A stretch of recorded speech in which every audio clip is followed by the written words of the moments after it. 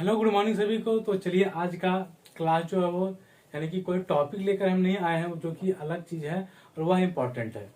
तो पहला चीज है महत्वपूर्ण अधिकारियों का मासिक वेतन पर बात करेंगे और कुछ है शपथ एवं त्यागपत्र पर बात करेंगे और कुछ बात करेंगे वर्तमान में मान्यता जो प्राप्त राष्ट्रीय राजनीतिक दल है उस पर बात करेंगे। एक छोटी सा हल्का सा लाए हैं क्षेत्रीय दल पार्टी और हम इस पर इतनी चीजों पर आज हम बात करने वाले हैं। ध्यान दीजिएगा जिस टाइम हम यानी कि राष्ट्रपति टॉपिक उठाए थे तो उस टाइम तो आपको हम बताए थे ये। उसके बाद उपराष्ट्रपति टॉपिक शायद नहीं हुआ है, लोकसभा अध्यक्ष हो गया, शायद राज्यपाल नहीं हुआ, ये हो गया ये हो गया। इस सब का हम सैलरी जो है मासिक वेतन कितनी होती है इस पर हम बात कर चुके हैं। लेकिन एक पार्ट में एक साथ में जो इम्पोर्टेंट है महत्वपूर्ण जो अधिकारी है उसका मासिक वेतन कितना होता है उसको एक साथ में एक पार्ट में हम लाए हैं ताकि इधर उधर ना हो। तो आइए सबसे पहले क्या है महत्वपूर्ण अधिकारियों का मासिक वेतन जो कि इम्पोर्टेंट है, वही अधिकारी का हम मासिक वेतन आपको बता रहे हैं। तो पहली बात आती है राष्ट्रपति, यानी कि देश का पहला नागरिक कौन होता है जो बता चुके हैं वो होता है राष्ट्रपति। तो सबसे पहली बात राष्ट्रपति का मासिक वेतन कितना होता है। तो राष्ट्रपति का जो मासिक वेतन होता है वो होता है 5 लाख। उपराष्ट्रपति का 4 लाख। क्या है, राष्ट्रपति का 5 लाख, उपराष्ट्रपति का 4 लाख पर मंथ सबका सैलरी है। और लोकसभा अध्यक्ष की बात करें तो 4 लाख बहुत इंपॉर्टेंट चीज है। लोकसभा अध्यक्ष का कितनी मासिक वेतन है तो ये भी है 4 लाख। राज्यपाल की बात करें तो यह है 3.5 लाख यानी कि 3,50,000।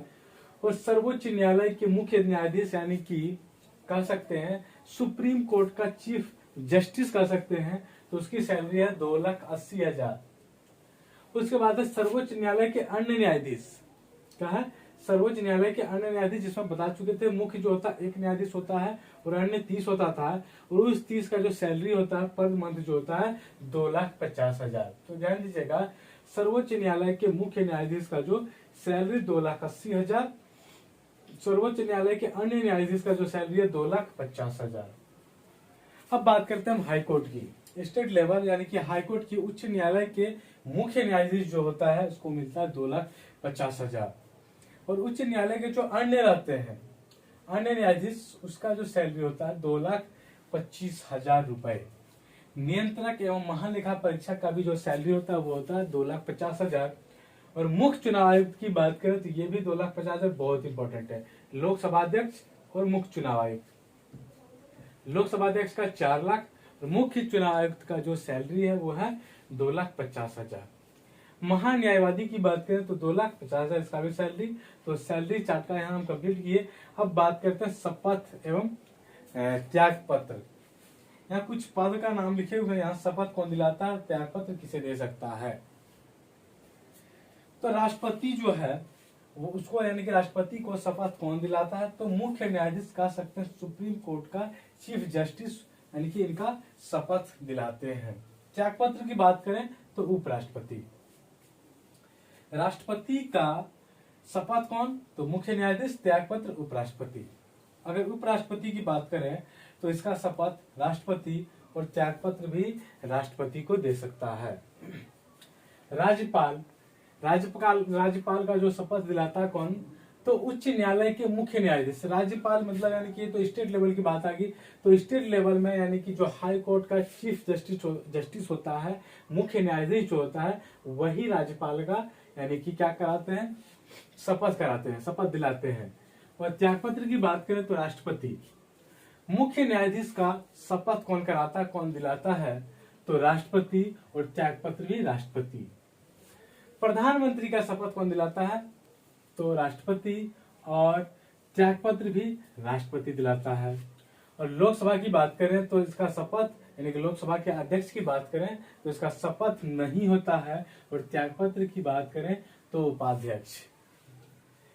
ध्यान दीजिएगा कभी भी पूछ सकता है कि किसकी शपथ नहीं होती है तो वो है लोकसभा अध्यक्ष। उसके बाद है वर्तमान में मान्यता प्राप्त राष्ट्रीय राजनीतिक दल। क्या है, वर्तमान में मान्यता जो प्राप्त हुई है, जो प्राप्त है राष्ट्रीय राजनीतिक दल, उस पर हम बात करेंगे। और एक जरा सा हम हल्का सा छोटी सी यानी कि क्षेत्रीय पार्टी की बात करें अपने झारखंड की तो आइए अभी बात करते हैं सबसे पहले हम वर्तमान में मान्यता प्राप्त राष्ट्रीय राजनीतिक दल की। तो पहला नंबर है भारतीय जनता पार्टी, जिसको बीजेपी कहते हैं। बी से भारतीय, जैसे जनता, पी से पार्टी। तो भारतीय जनता पार्टी का जो दल है उसका जो चिन्ह क्या होता है, तो वो होता है कमल। उसके बाद भारतीय राष्ट्रीय कांग्रेस की बात करें तो ये होता है पंजा। ये कांग्रेस का, तो ध्यान दीजिएगा भारतीय जनता पार्टी का कमल, भारतीय राष्ट्रीय कांग्रेस का पंजा। यहां तक तो आपको दिक्कत नहीं होगी क्योंकि ये सब जाना पहचाना चीज आता है। अब दिक्कत होती है यहां से थर्ड नंबर से। भारतीय कम्युनिस्ट दल की बात करें तो इसका जो होता है हंसिया और बाली।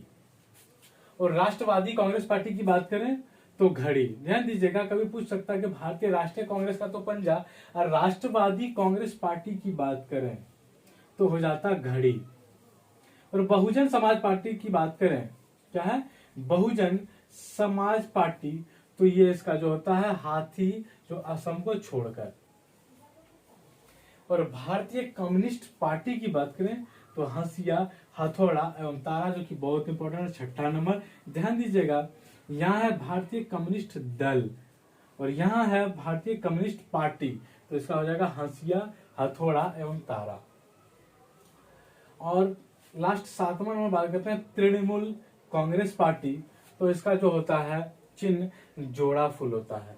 ध्यान दीजिएगा, तृणमूल कांग्रेस पार्टी जो इसका यानी कि चिन्ह होता है जोड़ा फूल। और एक क्षेत्रीय पार्टी की बात करते हैं अपना झारखंड की, तो झारखंड मुक्ति मोर्चा जो है इसका जो होता है चिन्ह, तो ये होता है तीर कमान। और कहां, तो झारखंड का। जैसे भी यहां से लग रहा है झारखंड मुक्ति मोर्चा, तो झारखंड का ही होगा, लेकिन हम लिख दिए तो झारखंड मुक्ति मोर्चा जो है झारखंड का, और इसका चिन्ह क्या है, तो तीर कमान। तो ध्यान दीजिएगा, आज का टॉपिक 3 चीजों में बटा था। और फिर नेक्स्ट मिलेंगे, जैसे सिलसिलेवार ढंग से हम टॉपिक वाइज आगे बढ़ते जा रहे हैं, उसी तरह से नेक्स्ट क्लास में हम फिर से मिलेंगे। तो तब तक के लिए थैंक यू।